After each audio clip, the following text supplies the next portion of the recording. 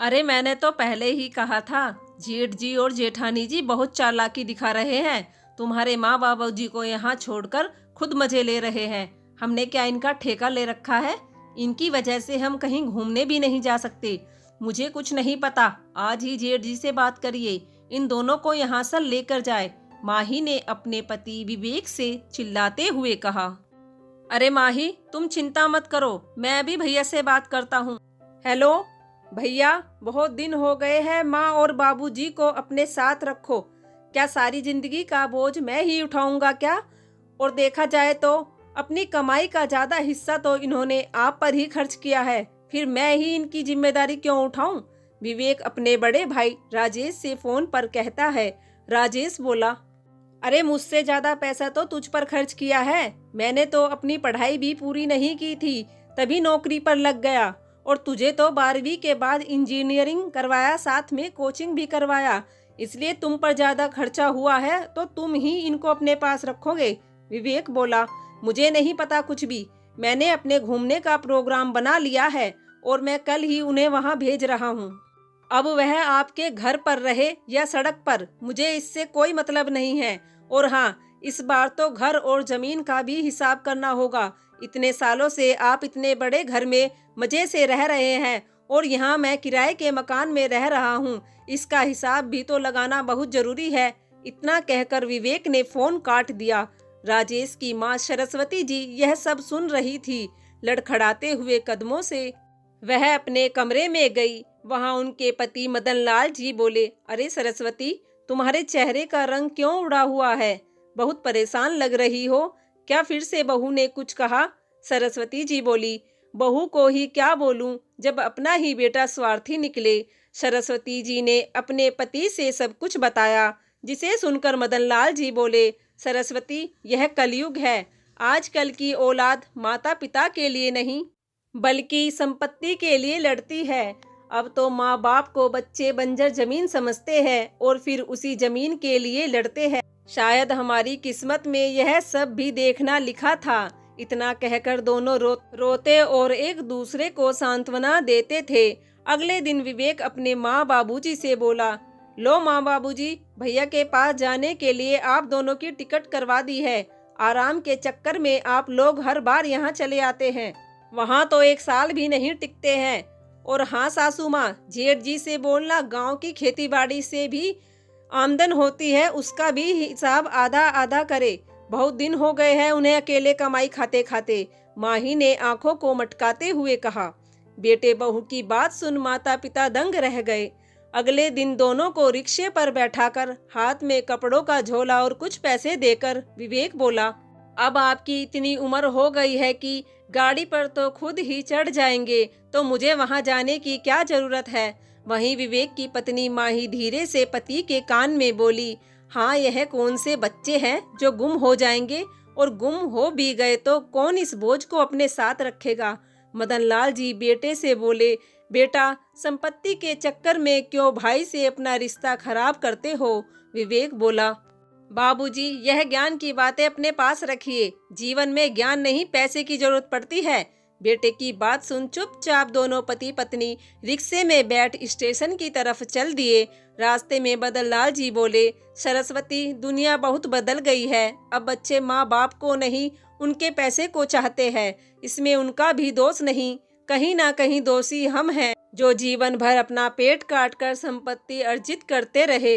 कभी अपने बारे में सोचा ही नहीं। काश कि अपने बारे में हमने सोचा होता तो आज यह दिन देखना नहीं पड़ता। अगले दिन वह बड़े बेटे राजेश के घर पहुंचे। वहां बेटे बहू ने चाय पानी देने के बजाय सवाल जवाब करने शुरू कर दिए। राजेश की पत्नी बोली, पैसा तो देवर जी के पीछे खर्च किया और खर्चा हम लोग उठाए तुम्हारा। जिस बेटे के पीछे इतना पैसा खर्च किया वो आपको कुछ दिन भी नहीं रख पाए। चले आए मुंह उठाकर हमारा खून पीने। जिन बेटों को अपना पेट काट कर पढ़ाया लिखाया, आज उन्हीं बेटों को माँ बाप बोझ लग रहे हैं। बेचारे दोनों पति पत्नी अपने ही घर में अपमानित होते पर कुछ नहीं कर पाते। आखिर बूढ़ी हड्डियों और समाज में अपनी पुरानी इज्जत का ख्याल जो था। आए दिन दोनों भाइयों में संपत्ति को लेकर वाद विवाद होता ही रहता था। माता पिता बहुत दुखी थे। कि बच्चे माँ बाप के लिए नहीं बल्कि उनकी संपत्ति के लिए खून का रिश्ता भी भूल गए। जो पत्नी अपने बच्चों के लिए अपने पति से लड़ती झगड़ती थी, अपने सुख की भी कभी चिंता नहीं करती थी, आज वह अपनी जिंदगी से हार चुकी थी। जीवन साथी को इतना दुखी देखकर भला कौन खुश होता है। मदन लाल जी को लगा जिस पत्नी को खुश रखने के लिए वे लाख जतन करते थे, आज वे इतने बेबस हो गए कि उसे सुख का एक पल भी नहीं दे पा रहे। एक दिन राजेश बोला, बाबूजी, अब आपके यहाँ रहने से हमें परेशानी हो रही है। बच्चे भी बड़े हो रहे हैं, घर भी इतना बड़ा नहीं है कि आप लोगों को यहाँ एडजस्ट कर ले। कल ही बड़े भैया से बात हुई थी, इसलिए हमने आप दोनों का इंतजाम वृद्ध आश्रम में करवा दिया है, वहाँ आराम से रहना। बेटे की बात सुन दोनों बूढ़े माँ बाप हैरान रह गए, पर कुछ बोले नहीं, क्योंकि उन्हें पता था यहाँ कुछ कहने का फायदा नहीं। अगले दिन मदन लाल जी और सरस्वती जी ने फिर अपना बोरिया बिस्तरा बांधा और चल दिए, आंखों में आंसू लिए, बेटे के पीछे पीछे वृद्धाश्रम की ओर। कभी सपने में भी नहीं सोचा था कि हमारी औलाद इतनी नालायक निकलेगी कि हमारा ही हाथ पकड़कर हमें वृद्धाश्रम में छोड़कर आएगी। लो माँ, बाबूजी, आ गया आपका ठिकाना। माँ बाप को वृद्धाश्रम में छोड़ बेटा वहां से चलता बना। उस रात सरस्वती और मदन लाल जी ने सारी रात यही सोचते हुए गुजार दी कि सब कुछ होते हुए भी हमारा कुछ नहीं है। यही होता है असली बुढ़ापा। किस तरह हमारे बेटों ने हमें बुढ़ापे में दर दर की ठोकरें खाने के लिए छोड़ दिया। सरस्वती, शायद तुम्हारे बेटों को अभी यह नहीं पता कि जिस संपत्ति के लिए उन लोगों ने अपने बूढ़े माँ बाप को घर से बेघर कर दिया, वो उस संपत्ति के हकदार तो है ही नहीं। मैं भी देखना चाहता था कि हमारी औलाद किस हद तक गिर जाएगी। मैं नहीं चाहता था कि मुझे यह कदम उठाना पड़े, लेकिन अपनी नालायक औलाद के रंग ढंग देख मदन लाल जी ने अपनी सारी संपत्ति वृद्ध आश्रम में दान कर दी और एक सुकून भरी चैन की सांस ली।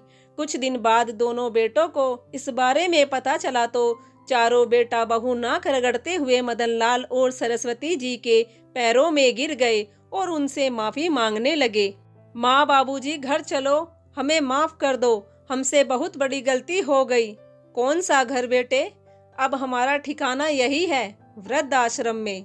अब हमें किसी सहारे की जरूरत नहीं है और आने वाले समय में एक वृद्ध आश्रम अपने लिए भी ढूंढ कर रखना, क्योंकि बुढ़ापा तो तुम्हें भी आना है। यह कहकर मदन लाल जी सरस्वती जी का हाथ पकड़ अंदर चले गए। दोस्तों, बुढ़ापे में माँ बाप बच्चों को बोझ लगने लगते हैं, एक पल के लिए भी उनके बारे में नहीं सोचते और दर दर की ठोकरें खाने के लिए उन्हें छोड़ देते हैं। अपने बेटों की हरकत देख मदन लाल जी ने उनको जीवन भर का सबक दे दिया। अब बेटों के पास न तो संपत्ति रही और न ही माँ बाप का प्यार। दोस्तों, आपको यह कहानी कैसी लगी? अगर पसंद आई हो तो प्लीज़ हमारे चैनल को सब्सक्राइब करना। धन्यवाद।